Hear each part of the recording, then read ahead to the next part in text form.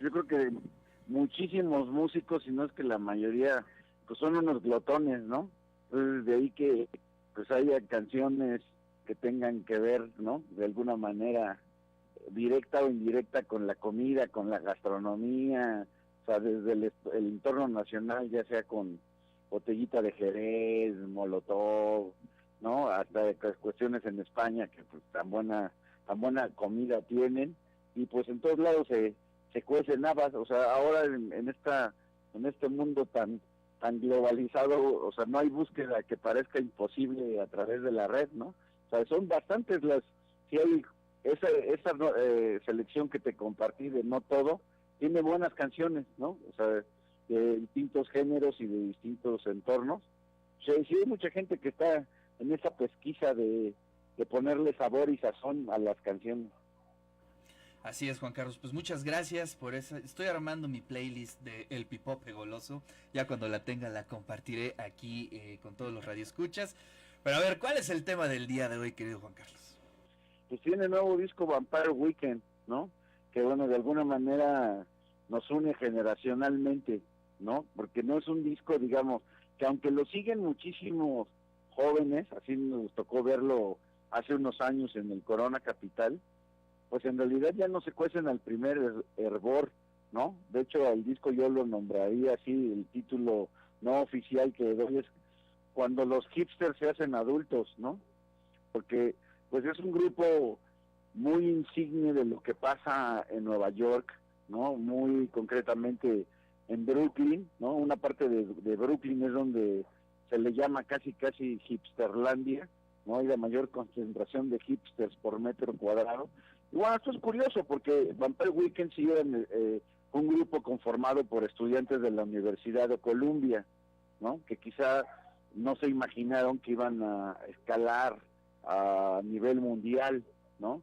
Y bueno, han pasado los años y ahora que regresan, pues de alguna manera tienen que expresar pues lo que les rodea, ¿no? Porque curiosamente en este disco que no es cortito, me gusta que sea un álbum robusto en toda ley, son 18 temas, la música es como muy festiva, ¿no? Como muy divertida, pero el tono en cuanto a las letras y los tópicos que abordan, pues es un poco más serio, ¿no? Porque habla pues sí, de injusticia social, de conflictos de odio entre los seres humanos, de distanciamiento, de falta de comunicación desde el nivel interpersonal, pero también colectivo y ya también incluso a nivel entre las naciones.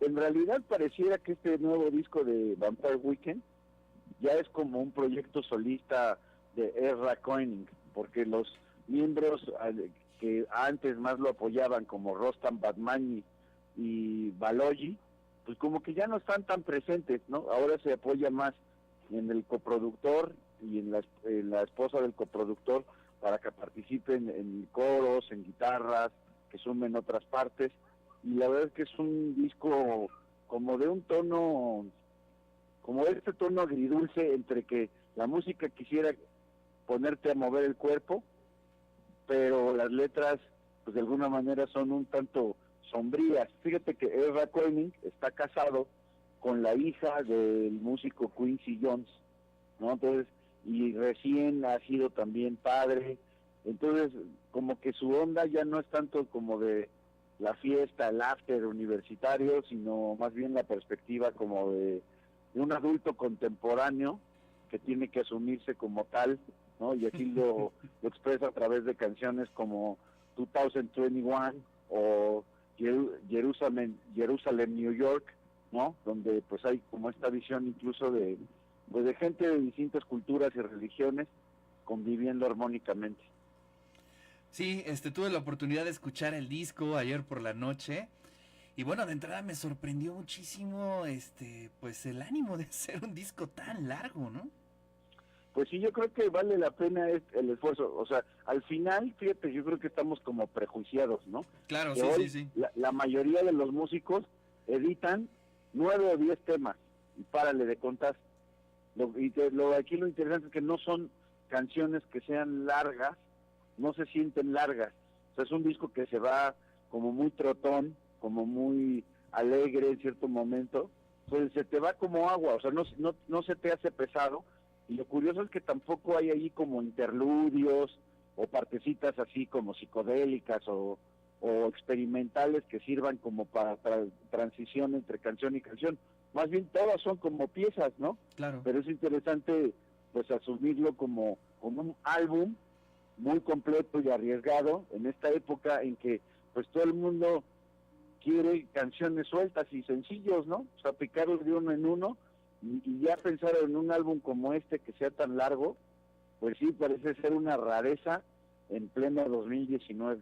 ¿Quién lo Sí, dijera? qué bueno que lo dices. Pues hemos podido ver, pues he podido entrevistar a un sinfín de músicos que eso es lo que hacen precisamente, ¿no? Sacan una rola, un sencillo y con eso se van y poco a poco van haciendo el disco. Y bueno, pues este disco representa pues una apuesta al estilo de la vieja escuela, ¿no? Es decir, si tuviéramos un álbum, este sería un álbum doble. Sí, yo creo que en vinilo tiene que serlo por necesidad, ¿no? Por la extensión de la cantidad de piezas, que son 18, ¿no? Y para que se oiga además como se debe, pero además que se exige creativamente y esto se le agradece. Claro. Porque yo creo que el hecho me lo estaban preguntando bastantes músicos, o sea, ¿tú cómo ves que de ir sacando una canción y se van 6 meses en la hamaca nada más moviendo esa canción? Pues yo creo, y eso se lo decía a Homero Ontiveros de Inspector, que esa costumbre que están tomando los músicos actualmente los hace flojos y comodinos. Entonces yo creo que aparezca un álbum que alegue en sentido contrario, o sea, esto es bueno, y mira que Homero, o sea, me lo preguntaba, no tanto claro.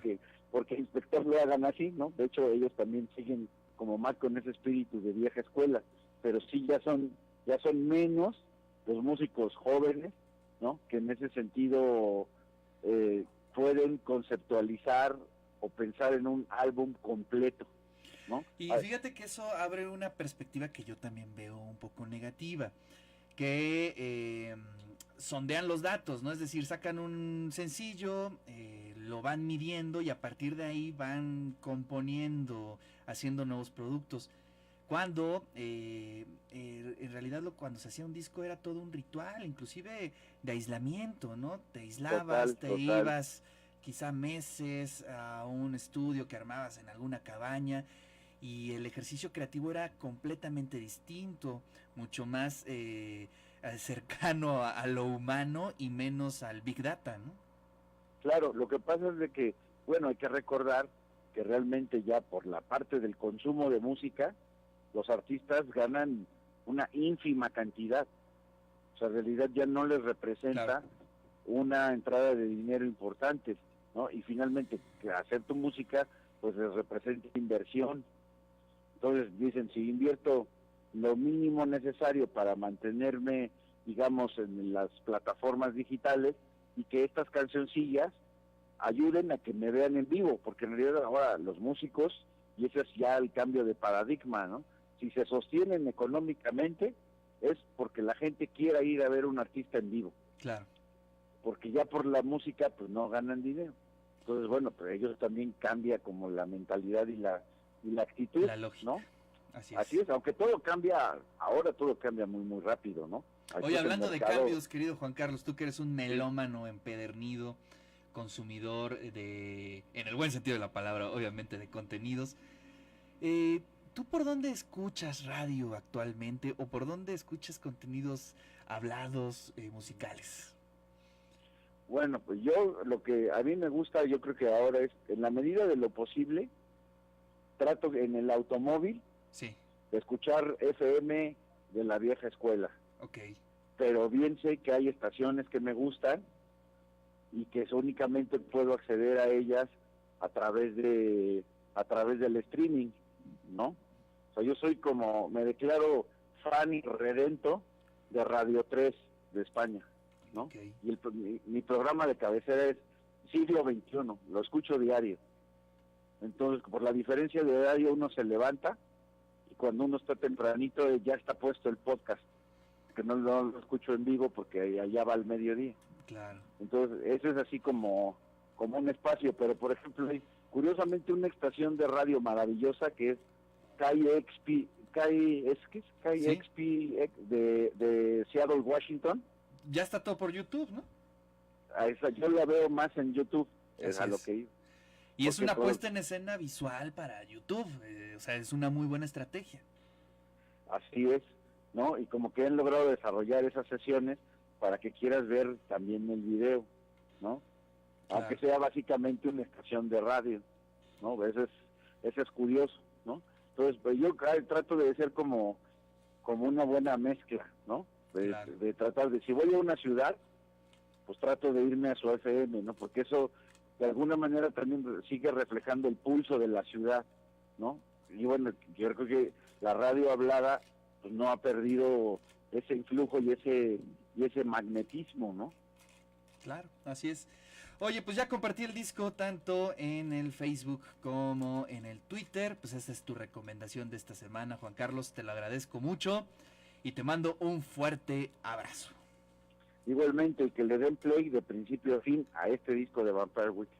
Así es, para que se pasen un buen rato escuchando este nuevo disco de Vampire Weekend. Muchas gracias, Juan Carlos, cuídate. Nos oímos pronto, bye. 14 horas con 16 minutos, continuamos en el De Eso Se Trata. Recuerden que estamos rifando